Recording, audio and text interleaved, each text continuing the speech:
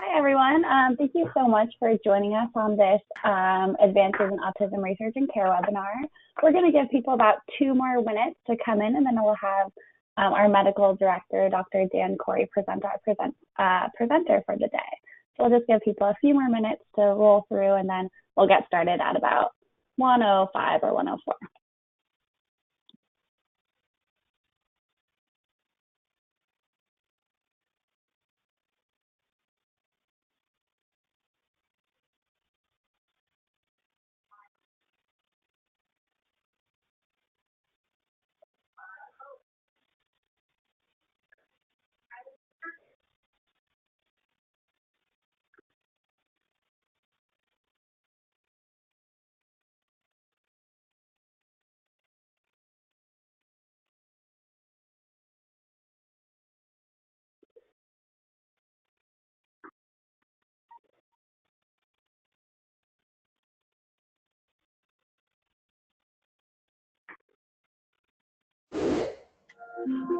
Hi, can you hear me? Please enter your access code followed by the pound or hash sign. Can you hear me? Hi, Dan. Yeah, we can hear you. Hear me okay? Great. So thanks, everyone. Yeah, perfect. We're going to welcome everyone to the webinar right now. I just want to do a few housekeeping items. So if you look over to the right of your screen, kind of halfway down, you'll see a questions box. If you have any questions that come up during the presentation, feel free to type those in, and then I'll be able to ask Dr. Anderson towards the end of her presentation any of those questions that have come up for you. Thank you so much for joining us at this Advances in Autism Research and Care webinar series. We're so excited to have you.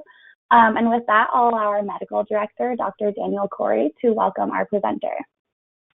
Great, thanks very much, Megan. Over the last few years, as our patients that we've been seeing across the Autism Intervention Research Network on physical health have been maturing, the topic of transition has become more and more important to us all. We've had a couple of speakers on this over the last few years, and today we have Dr. Connie Anderson presenting to us. She's been engaged in a variety of research topics in autism, including bullying and elopement and issues surrounding grandparents of children with autism, and more recently has been looking at outcomes for young adults. So we've invited her to share some of her findings with us. And with that, I'll turn things over to Dr. Anderson. Hi, good afternoon, everyone. This is Dr. Connie Anderson, and thank you for that introduction.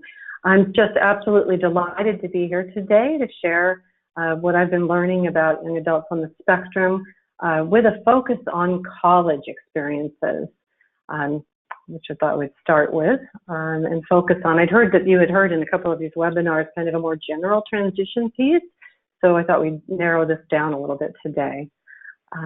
Next slide, please. So who am I? I'm currently director of Towson University's Autism Studies graduate program. I also coordinate the Applied Adult Disability Studies minor. Towson is a state kind of university, about 22,000 students, north of Baltimore in Maryland. So that's where I am. Formerly, before I came to Towson about 5 years ago, I was research coordinator and community scientific liaison for the Interactive Autism Network, or IAN, located at the Kennedy Krieger Institute, also here in Baltimore. Some of you may know of IAN or have participated in it. It was at the time I was there, the nation's largest online autism research project, with families participating from all over the country online. Next.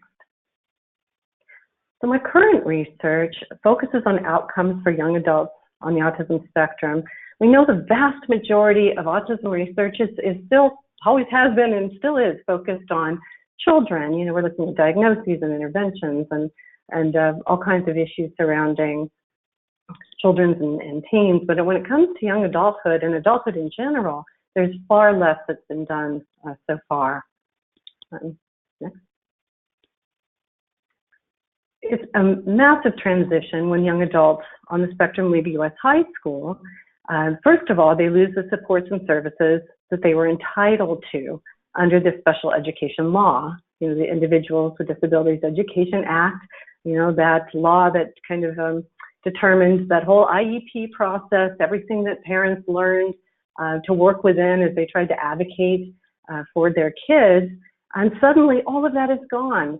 And also gone is actually routine and community, daily engagement that these young people had all through the school years, whether they left at 18 or at 21. Now, for parents, this means trying to learn an entirely new, complex, and bureaucratic system usually for services, whether it's some kind of employment services, day services, whatever it is, and their eligibility-based services. So it's difficult to access them. They're not always appropriate, and it's a big learning curve. It's been likened, the whole process, to kind of driving off a cliff. The limited available research paints a rather discouraging picture of what's going on with these young adults as they pass out of the high schools and into their young adult years. I'm just going to mention a couple of studies. This one by Barneveld and colleagues said even if highly educated, quality of life of young adults with ASD is more compromised than that of equally educated adults diagnosed in childhood with psychiatric conditions such as disruptive behavior or affective disorders. That would be like mood disorders, depression, etc. Next. There have been a variety of studies here in the States based on this huge set of data that follows students, including special education students, through the transition to adulthood. And of those, there have been several, again, discouraging findings that the young adults with ASD, compared with young adults with other disabilities, are least likely to live independently, have worse employment outcomes, and are at higher risk for having no involvement with employment or college in the first 2 years after high school. In other words, they're just sitting there. Okay, next. Okay, so the aim of my overarching research project was to start to dig into what lies behind these grim statistics and to kind of ask what is happening on the ground. Some of these other studies are excellent studies. They've gotten us kind of a foot in the door, a glimpse at what's going on, and it's not looking very encouraging. But they don't really tell us why. What's behind this? What is really going on as these young people leave the high school? So we engaged in a qualitative study, so based on interviews, right? And went out and talked to families in the community. We talked to 35 parents of a young adult on the spectrum.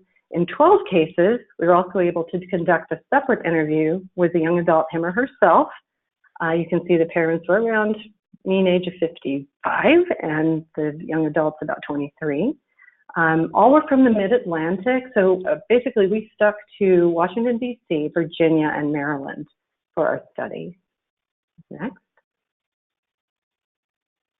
We went out and tried to scoop up families that represented the entire autism spectrum. We wanted to talk to everyone and not to just, it would have been much easier, I would say, to focus on kind of a specific profile of ASD, to say, okay, well, I'm going to talk to those who are leaving high school at 21 and going into the workplace, in a certain agency, or we're only going to talk to these folks that were very cognitively able and are going to possibly go to college. But we didn't want to artificially narrow this at all. We really made a commitment to engage with the entire messy autism spectrum, which is pretty difficult because there's so much diversity there. You can see here we were able to include 11 with autism, 12 with PDD-NOS, which is pervasive developmental disorder, not otherwise specified, so I'm sure you know, awkward label, and 12 with Asperger's. I realize these are the old labels, DSM-4 labels, but most of the young people we were kind of dealing with were between the ages of 18 and 30, and had been given these labels, and that was kind of the label they were walking around with, so we are still using those. You can also see that some of the students were certificate bound in high school, meaning they weren't going to be able to meet the requirements to get a diploma. They were going to get a certificate of completion, possibly at age 21, and 25 were diploma bound. Although I will note, it wasn't that simple that those with intellectual disability were certificate bound and those who were very cognitively able were diploma bound. There were cognitively able people with severe psychiatric issues in their senior year, who ended up with a certificate, and there were intellectually disabled students who, with a lot of support, earned a diploma. So it's not quite as simple as that. Next.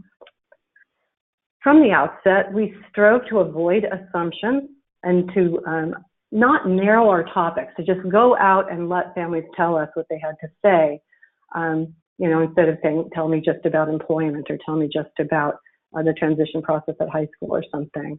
We utilized in-depth interviews featuring extremely open-ended questions. We're basically saying, tell us everything.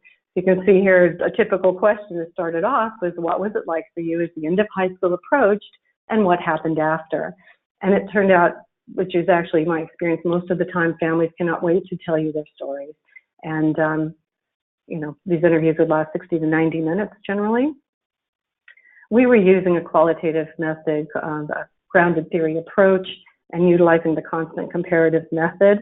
And what that basically means is we took our transcripts from these interviews and we went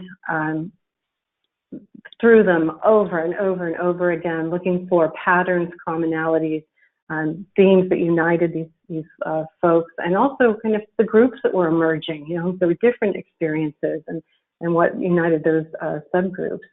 They're constantly questioning and rethinking as we would add newer data and revisit older data, which is kind of the process that this kind of a study takes. It's an approach born in anthropology or sociology, a way to explore those common experiences across groups that transcend individual circumstance or psychology. So yes, we heard 35 amazing individual stories, but our intent was more than that. It was to find the patterns and themes emerging from those. Next. Some of the major topics that, you know, families just spontaneously talked about with us, you would expect, right? So services, you know, adult services and how to get them or that they didn't get them, employment experiences. People talked a lot also about their challenges as a family, you know, in this period. One I didn't actually expect, but came out a lot in these interviews, was the role of the schools in adult outcomes. You know, people would say, this happened in the 3rd grade and that has had these downstream consequences in adulthood. What I'm going to focus on today, however, is college. So post-secondary education was another topic that arose in 18 of these conversations, and in 7 of those we're also able to interview the young adults. So it was a subset of the larger study because these are the folks that had some kind of an experience related to college, whether it was community college or a 4-year college. Okay. One thing I do want to acknowledge at the outset is that starting college is really challenging and a massive transition, even for typical teenagers. If you look at the literature just about your typical development, it's a transition that's been termed stressful and disruptive. Next. So your typical freshman, especially at a 4-year school in the dorms, is suddenly confronted with more difficult academic work, more competition, other students all around them. Maybe they were in the top 5% of their school and suddenly they're not the top 5%, right? They're suddenly having to take full responsibility for tracking assignments and meeting deadlines. There's going to be fewer reminders and scaffolding from their teachers. They may be living away from home for the first time, building new identities, trying to make friends, trying to get into some romantic relationships, and definitely maybe coping with loneliness. Now, for students on the autism spectrum, one would presume this is going to be even more difficult.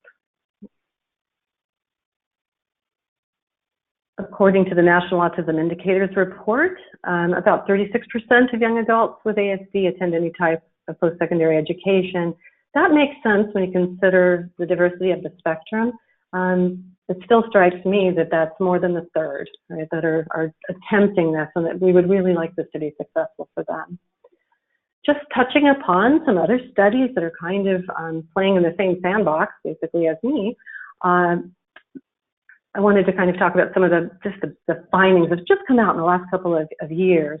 And then as we go through my own findings, we can kind of think about how they're similar or different, or if they add anything. A lot of these were based on online surveys or focus groups, sometimes on a campus with existing students. Things that were reported were things like high rates of academic difficulty, but low use of supports. In other words, not getting the help they needed, having a hard time disclosing their autism, social communication difficulties, which of course we would expect, and difficulties, therefore interacting with faculty and fellow students and staff, difficulties with self-advocacy, and feelings of isolation, and high levels of stress and anxiety, just to name a few. Now, our study was different because we didn't recruit on campus, because we weren't running there around trying to find people at college. We actually captured even more diverse experiences, I would say. We captured the experiences of those who had left college, and we also captured the experiences of some who had crushed and burned at college and were back at home. Okay, next. Just for a quick look for those who are interested in this college subsample. Again, around 23 years old was the mean age of the young adults represented. Again, mostly male. And you can see mostly Asperger's and mostly diagnosed rather late. Again, that kind of goes along with the notion of very cognitively able individuals on the spectrum who might end up at college. Okay, next. At the time of the interview, these folks had quite a diversity of experience with college. So 4 had completed a bachelor's degree already. 9 were attending a 2 or 4-year college. 2 had dropped out at the community college and were working part-time jobs, and both actually pretty contentedly, I would say. 3 were forced to return home after suffering a crisis while living at college, and there were actually 2 additional ones who had recovered from that and were in a different status at the time of the interview, but had suffered quite a miserable crisis at college. And we're going to talk about that a little bit later as we wrap up the themes here. So as I said a little bit ago, one thing we were looking for was major themes that emerged from all of what these parents and young adults were telling us. The first one was the importance of preparation beyond academics, how well the transition from high school was planned, to what degree weaknesses were addressed before people landed on a college campus, and those deficits might include things like learning disabilities, executive functioning, and life skills, and we'll talk some more about all of these topics. The next one. One of the sub-themes was the importance of a robust high school transition process, where everyone was on top of this, where it started when it was supposed to, where the young people were included in the process and attending their IEPs and learning to self-advocate. One of the quotes, I'm going to share with you some of the quotes because it gives you the flavor of what these families are telling us. By the way, of course, when I use a name, it's a fake name. We're protecting these families' identity. But one mother of Sean, a young man who went to a 4-year school near his home, said every single time his annual review was coming up for his IEP, all the way through high school, I just had him read the draft. I'm like, you tell me what you think. Does this make sense? Do you need this? Does this best describe you? What about these goals? So he was a full participant in the IEP development. He knew very well what accommodations he had. When we sat there with the college person, he said, I'm really, really going to need this one and this one. And she's like, great, groovy, got it. So this was a case where the preparations went as they're supposed to. And by the time this young man sat there in disability support services at a university campus, he was very comfortable saying exactly what he needed and knew what he needed. So this is kind of the ideal, right? This is what we would hope for. Okay, next. Regrettably, planning for life post-graduation often seemed to proceed without acknowledging the full extent of a young adult's immaturity or social struggles or mental health concerns. So one of the other big sub-themes surrounded these things. The need to address those challenges prior to transition, or to at least acknowledge them and kind of accommodate for them. Gina's mother described what she called a collective fantasy that her daughter, the school, and her and her husband had engaged in kind of during that last couple of years of high school. And so we just fell into this as the end of high school approached. And she said that the school would say, she's such a bright girl. When she's calm, she's so terrific. And she loves to learn and she writes beautiful papers. And if you just look at her on paper, she's like an A- average. And everyone was, of course, very happy with that. Unfortunately, Gina had outbursts, she had anxiety, and a host of issues. And perhaps it's no surprise that when she was sent off to live away at a campus, she was one of our crisis cases. Go ahead. We also found young adults and parents talking to us about the need to address stress at transition. And this actually makes sense when you think about it. Individuals on the spectrum really love their routines and feel comforted by their routines and kind of held together by their routines, right? And suddenly there's this massive change that's approaching. I talked to a young man, 22 years old, with Asperger's, named Mark, and he said that change to him feels like there's a giant meteorite 5 minutes from hitting the earth. He described how he felt during his senior year, saying, "I was having panic attacks probably at least every other day, sometimes in class. They did not know how to handle that. Usually I did not overturn desks. It generally would result in me yelling some, flailing around, banging my fists on the desk, and then either running out of the room with more yelling or crawling under the desk and crying." So this is going on in his senior year. And this is a very cognitively able young man who did end up going to community college, and we'll talk about him a little bit more later. Another individual, Lisa, her mom said that she completely decompensated during that period where she could see that transition coming. She was a musician. It was reported her playing became erratic, and she ended up in a situation where she was actually threatening her mom with knives. So this went very downhill, and her mother attributed it to this absolute terror of this impending change. All righty. The other major themes, and you'll see these are the major themes are the ones in purple, and keep track of these things. But, student college was hugely important. So when a college was a good match for a student, it made everything so much better. And we're talking about how far is it, how big is it, what's its culture. In fact, let's go ahead and flip around to the next slide, to the said theme. So it was campus size, right? Location, culture, and also institutional flexibility. And that's the notion that it's a small place where it can kind of accommodate you in a different way. Being able to take a part-time load was a big piece. And we'll hear that there are times where being at a big school, taking a full load with financial aid and the dorms dependent on keeping a full load was quite a trap for people, because if they got into trouble, they couldn't reduce their load without a whole bunch of other downstream consequences to their aid or to their housing. Right? A quote here is from a mom who had a son who wanted to go to a four-year state university. They picked one 20 minutes from their home, so it was a four-year school, but close. His mother had feared he wouldn't be able to get in, and that if he did, his peers would not accept him. She confided, that college is pretty weird.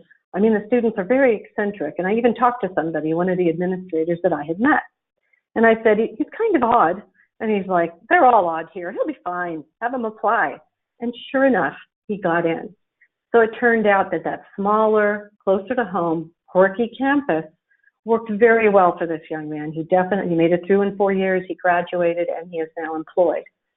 Another person also now employed, and who actually went on to get a master's degree afterwards, Lori, both her and her mother separately told us that college was one of the happiest times of her life, that they found a small, quirky campus about an hour and a half from home, far enough to feel like away, but close enough that parents could get there if they needed to, and that it was a total success.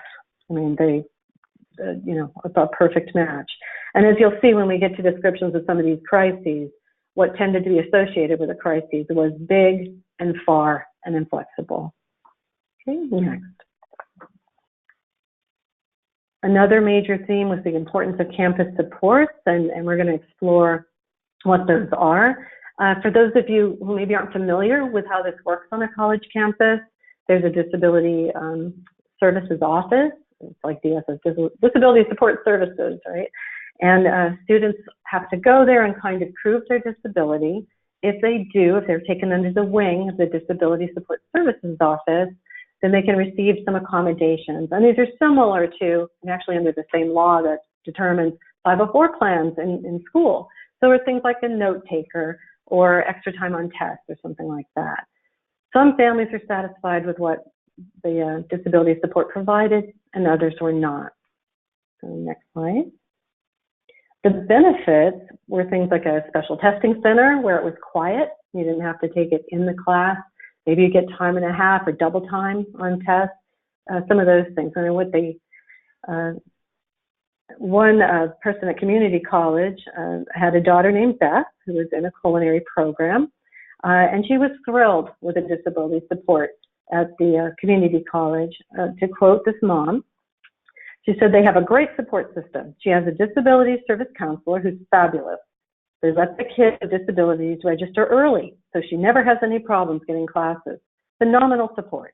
Even though it's not called an IEP, she has an accommodations letter. They kind of take it to the next step, where she's responsible for taking that letter to her professors and walking it through. The professors have all been amazing." And that's very typical. The disability support offers a letter. The letter doesn't say what your disability is for privacy purposes, but it does say what accommodations you get. The tricky part is that the student has to be willing to go get those letters, to get them to the professors, etc. Next. Sometimes some of the limits to disability support were a result of the fact that the students kind of didn't have the self-talk to follow through, to say what they needed to DSS. Of course, in some cases, they weren't willing to even admit that they had an autism spectrum disorder in the first place. But if they were, there might be a big problem with follow through. They might not get the letters, or they might get the letters and not take them to the professors. And of course, what's on offer at DSS, right, is note takers, not help for major ASD associated challenges. As Gina's mother explained, when she went to a disability support at one of the colleges they were visiting senior year, the woman pulled her aside to clue her in and kind of warn her, actually. She says, "This very nice woman there who runs the special needs support," she said, "kids who come here, even though it's those with special needs, they have to really be able to get up every day, get to class. They have to be able to take their meds. They have to be able to do their homework. We're here to help them, but they have to also be able to come to us, get the help they need. If they're behind and they haven't told anybody, they get more and more behind to the point where they're ashamed and embarrassed and afraid." And she's talking exactly about the situation where it spirals out of control. By the time anyone knows that failure is imminent, it's too late. You know, so that's one of the issues we saw.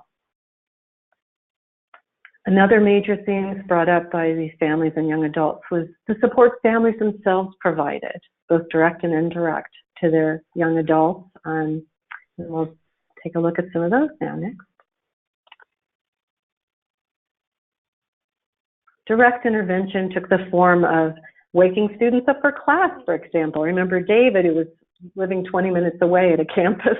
The mom would call him every day the first year to get him up out of bed because he had terrible problems getting up for class.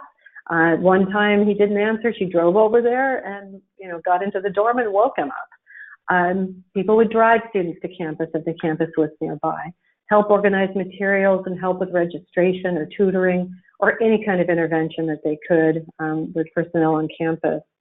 There was also parent emotional support. Parents were still very much involved, especially for students in psychological distress. And you kind of think of that profile as someone who's very cognitively able, kind of an Asperger's profile. Anxiety is often a piece of that. Sean's mother told us what would happen. She said he will not do well on one test where he thought he had studied.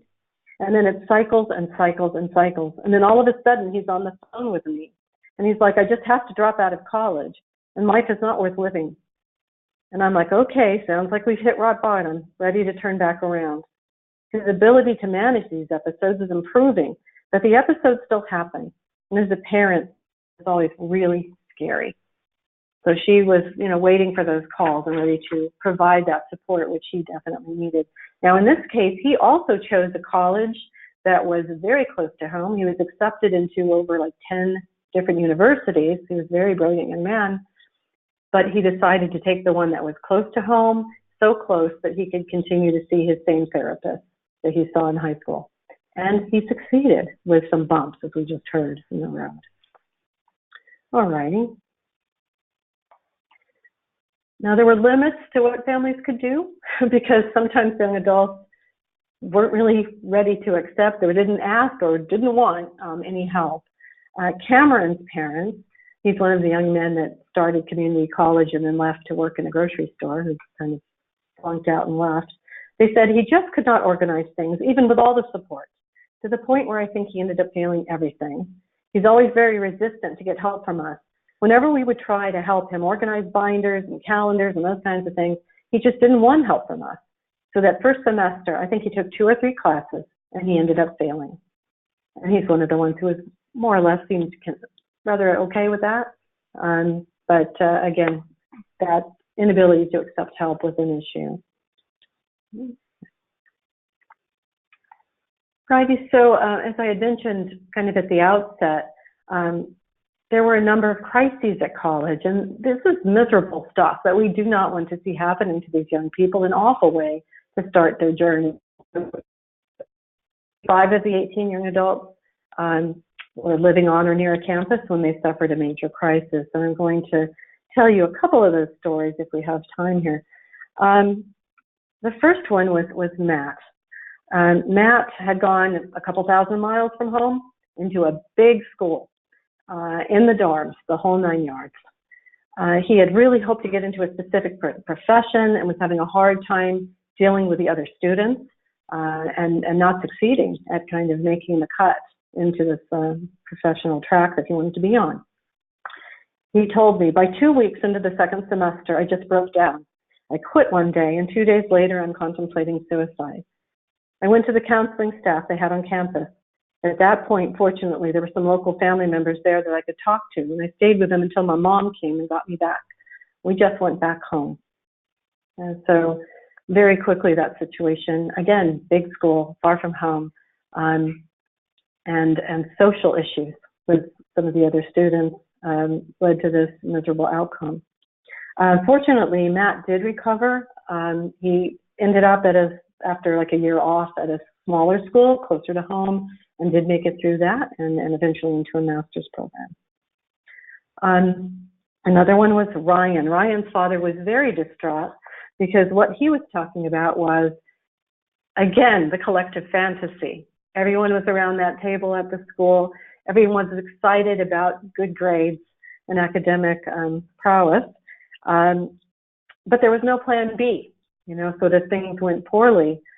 The family was just left flat-footed about that. What he said was, the dad, my son lasted 68 days. He was able to stay current at sea level in his work. He never went to the dining hall once. He could not handle the dining hall. He could not handle the noise. He couldn't handle the whole thing. He would go to Target once a week on the university shuttle bus and get Pepsi and goldfish crackers. And that is how he lived for 68 days. And he ended up back at home, basically, as we say, living in the basement, with no services at all at the point of the interview. Lastly, there are a couple more, sorry. Daniel's mother, and Daniel also went far away. Daniel's mother explained how guilty she felt that she couldn't somehow make college work for her son. He had a crisis at a college further from home, and then went to one closer to home and was still struggling. She was crying as she told me her story. She said he didn't say anything. He just didn't go to class, didn't take exams. Then I asked him what was wrong. He didn't tell us. He said everything's fine until the end. We found out anyway. He was just lying. He just tried to cover it up. I asked him. He said, I just don't feel good. I feel depressed. I don't feel as though my life can continue. I even want to kill myself. So another not good outcome for this young man. And again, another very academically capable young man. The last one I'm going to tell you about was Harry. Harry went kind of from one side of the country to the other to a very far distance school, a school that had advertised itself as Asperger's friendly, which made the mother very upset when things went to heck. Harry was living in the dorms. He thought he had made a friend. The person who he thought was his friend eventually turned on him and said, "I'm sick of babysitting you and I don't want to be a friend anymore." He went into crisis. He, had an absolutely miserable time. His mother flew all the way to this distant university and then tried to deal with the fallout with the administration, etc. She said these women, these two really angry, no, not angry, that's not the right word, they were very cold. They said, "Harry, it looks like you're not happy here. I looked at your grades, you're not doing particularly well this first semester. Do you really want to stay here or not?" And Harry, who's put on the spot, says, "No, I want to go home." "Great, here's the form so you can unenroll." And that was the end of that. Harry was on the plane, back home, and again in limbo, basically. That no plan B piece was difficult for most families because the focus had been so much on college. There was no plan B about vocational rehabilitation services or anything like that. So not the outcomes that we want to see. Next slide.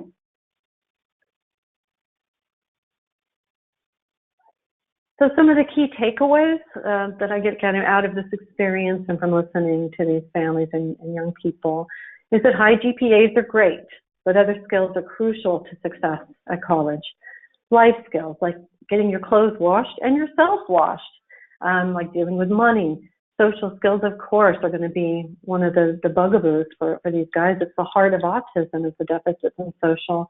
And I can tell you, they walk into a classroom and probably week number 2, the professor's saying, "Great, we're getting into groups and you're all going to present on something." And suddenly they've got to navigate that kind of group dynamic, etc. That could be an issue. Executive functioning is tough, right? So really practicing and getting prepared to organize, to plan ahead, and to be flexible, which relates also to coping, being able to cope, with anxiety or anger, being able to self-advocate. Key piece that was a problem for folks if it wasn't dealt with and they didn't have them prepped beforehand. Okay, next. So I would say when you're kind of contemplating any specific young adult, it's assessing this broader look at them, right, is so critical. Are they really ready to take on a full load at a distant college or live in the dorms? Some are, but many are not, or they need really specific and appropriate support. I think of it almost as these individuals as being a little bit socially, emotionally behind, socially, emotionally delayed, right, and immature, lagging behind their peers. If you remember Mark, the one who felt like the meteorite was going to hit the earth every time he encountered change, he had said to me, "I'm 22, but when it comes to responsibility, I'm 30. I'm so responsible. But when it comes to everything else, I'm 12. I like to play with my Legos. I like to play water guns with the kids next door." And that was a pretty insightful thing for him to say. And you wonder if socially, emotionally, are you putting 19-year-olds who are really 14, on a campus? Would you do that? Would you really put a 14-year-old on a campus without a bunch of additional support? And again, this isn't everybody on the spectrum, but in some of these stories, you get that feeling of just not being quite there yet, and it being just an issue for these guys. Okay, next. Next slide, please. If they're not ready, you can consider a delay or a less fraught transition, right? If there's any way to stay in high school longer, time to grow and mature and gain skills, that's a great idea. I've heard of parents who have actually said, "No, we're not taking that last high school assessment that's needed for graduation. We're staying." That's an imperfect solution because a lot of times people want to stay. All their peers are graduating, right? But I've definitely heard of parents that have done this, trying to stave off this too early departure. One thing that I guess in my imagination after hearing all this that would be perfect is a program that permitted attending community college part-time while still in high school and under the protection of the law still, with time to work on non-academic skills like self-advocacy. People could consider a gap year, another delay. summer programs, or any kind of practice that gets them into a campus and lets them ease into this whole picture. Simply choosing community college, right, or a school closer to home instead of a far distant college. And, you know, accepting a part-time load is an okay way to ease in 2 classes instead of 5 classes, for example. Okay, next. And one thing as I kind of wrap up, I wanted to point to some of the programs out in the community that are being tried. And I know they're being tried all over the country because there's such a need. Clearly, there's a need to help these young people succeed in post-secondary education. And I just thought I would explore 3 of those, 3 that are going on in Maryland right now. First one is called Project Access. It's at Howard Community College in Columbia, Maryland. This one is a summer program for any teenagers with disabilities, usually in their sophomore and junior year of high school. They spend a month in the summer attending classes at Howard Community College, specifically for them, in the mornings, and then spend the afternoon on social skills and self-advocacy. So that's a wonderful program to help prepare. Some of them end up just transitioning right into attendance at Howard Community College once they finish high school, but wherever they go, they're in better shape than they would have been, that's for sure. Okay, next. Pathways is another program. This is one that is through the Vocational Rehabilitation Agency and Maryland Department of Education. It is like an adult service, right? They have to apply for transitional youth services. They have to be accepted by the Voc Rehab Agency.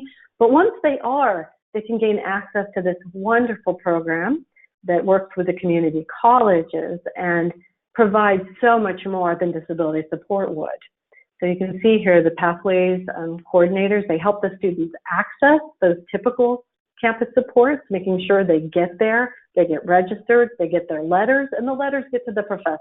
Right? So they're making sure all those pieces happen. The coordinators also communicate with the professors. They try to make sure they catch what's going on with the students early, if anything's going wrong, instead of not way late when failure is already, happening. And they provide ongoing support in the form of a weekly individual session with each student on the spectrum, and also a group session with all of them, which kind of, functions as a support group as well.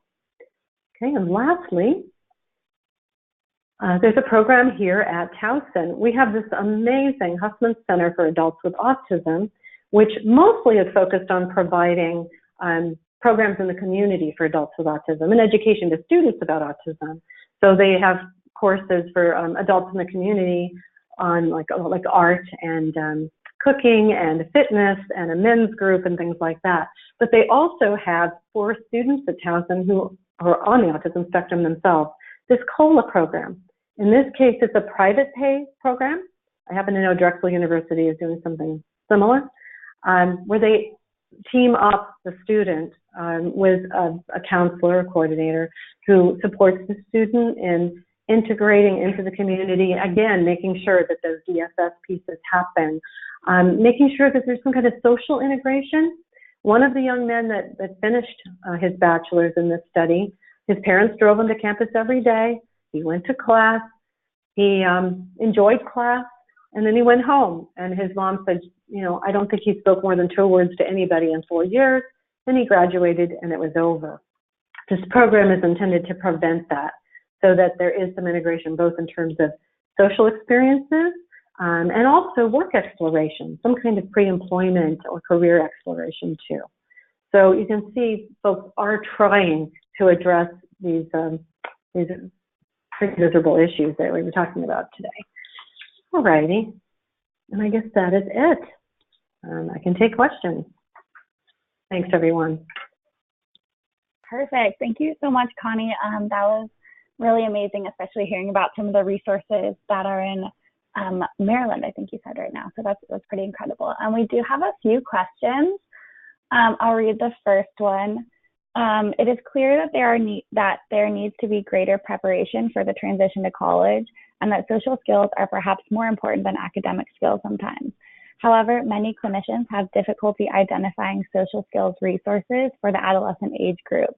do you have suggestions for clinicians and or families for school-based or even community-based social skill groups, like maybe one similar to the ones you just suggested or outside of that even? You know, it's difficult. I think in many communities there are some therapists, you know, or SLPs, you know, like speech language pathologists, social workers, various people trying to offer social skills for teens. But one of the things is, if there's anything I could change about what's going on in the schools, because that's where most of what's going on for these young people is happening, in school. I would almost rather see more intense attention paid to this in the schools. I've heard them talking about Common Core now requiring the ability to do group work, which in a way is a backdoor for saying social skills are now essential, not not on the side, but an essential education, which is maybe a way to demand more in terms of social skills. The tough part about social skills in general is we don't really have any certification for that. You know, I've read a lot of, you know, Scott Bellini's books and Michelle Garcia Winner's books and all the social skills training experts. Is it Jim Perry? No, Baker.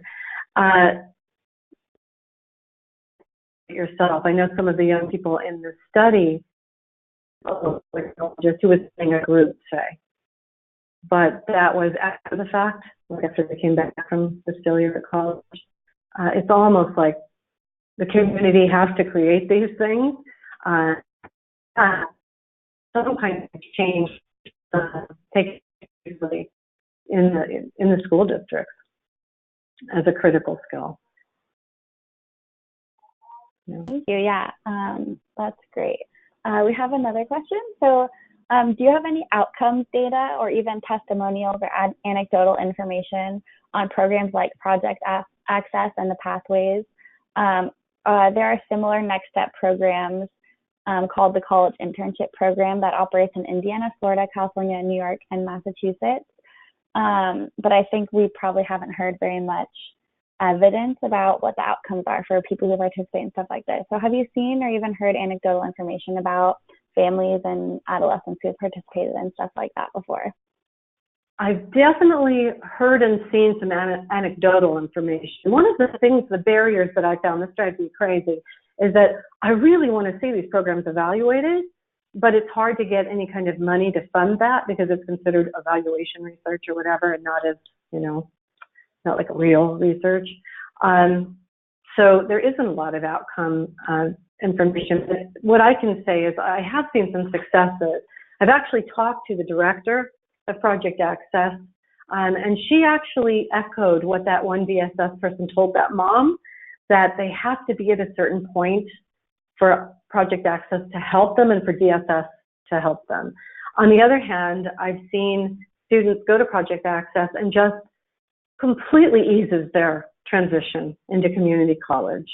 And they do fine, you know, they go onward. And one thing that's wonderful about that program is that they not only provide that in summer, they keep it going. There's like movie nights and parties, and they try to keep those young adults who were in that program connected, whether they ended up at that community college or not. So I've seen success there. I've seen success at Pathways as well. One of my former students is one of the coordinators at in my autism studies program, grad program, is one of the coordinators there. And in fact, I really saw a contrast between two young men who were good friends, went to the same high school, both had Asperger's. One of them got to go to Pathways because he got accepted through the voc rehab and all that, which is a major process, and the other didn't. The one who did spent 3 years at community college, kind of took a reduced load, and really by the end of it, almost didn't need the program anymore. And ended up transitioning to a 4-year school and really is still there, plodding along. The other young man who hadn't had Pathways, the benefit of Pathways, crashed and burned, ended up failing. This is a story I heard about from the young men, not part of the study, but just, you know, afraid to tell his mom. Remember they were saying afraid, ashamed, not wanting to admit that things are going terribly wrong. So what I've seen is it makes a big difference, you know, so far. But we definitely need some more research on these kinds of programs, some ability to replicate them, you know, to figure out what works and to replicate it across the country, because this is only going to be more and more needed.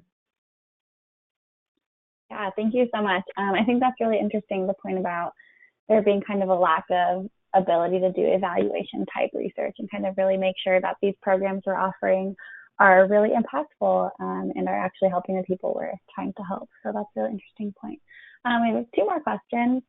The first one, since college is such a time of independence and becoming an adult, do you think there should be a time when we draw the line between offering services either through school or community, and then really allowing someone to take something on independently for personal growth purposes or other purposes?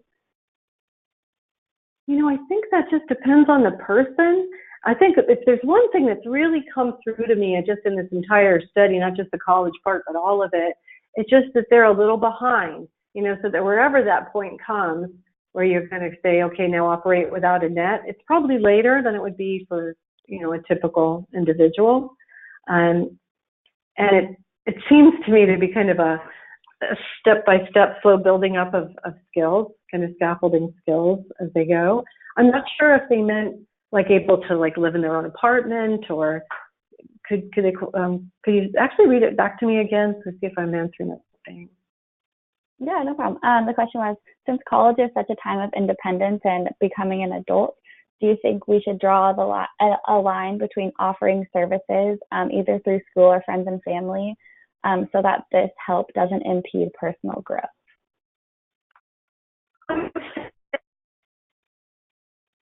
That time comes, and so one of my young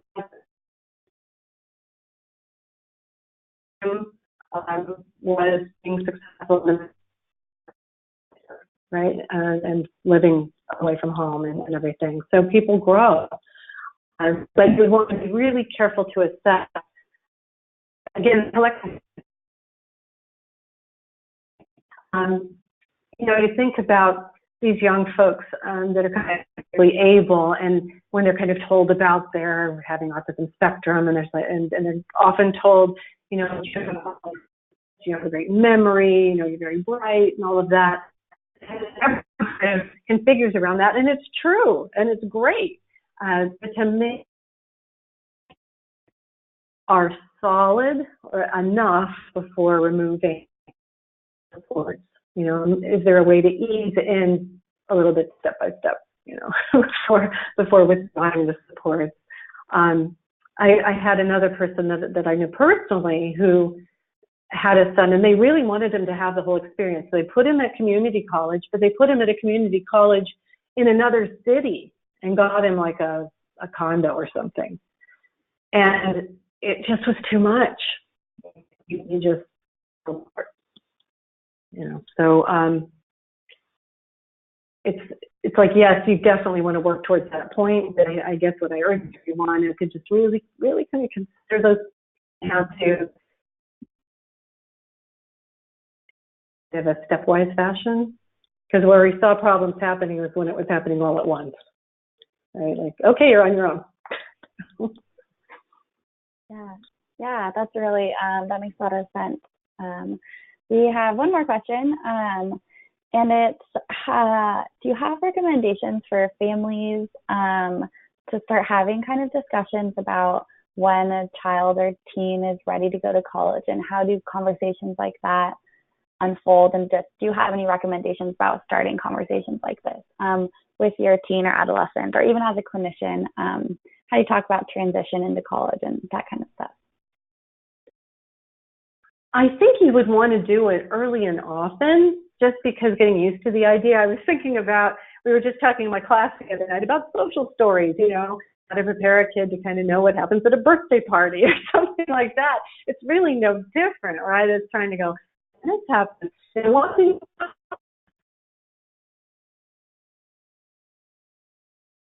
you know, high school people are talking about college. where there's not assemblies about college, where everybody every 5 minutes is going, where are you going to go to college, you know? So I think it almost is a bit of a natural thing that can be happening. The tricky part is going to be assessing how much anxiety it produces and how to just talk about it maybe in general terms at first. Again, it's so individual, I think, depending on if they're excited to death about it or if they're terrified. Begin, I guess, just introducing the notion, and then again, just like a story, you know, for a lot of, you know, and also make it okay not to go to college. I think that's super important because you can see how awful it is if you know it was suddenly.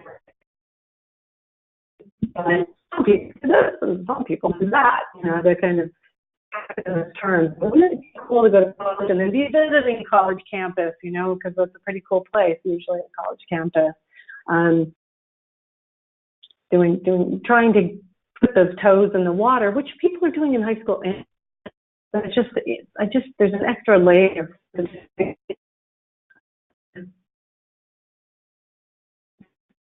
Perfect. Yeah, that's some really, really great advice.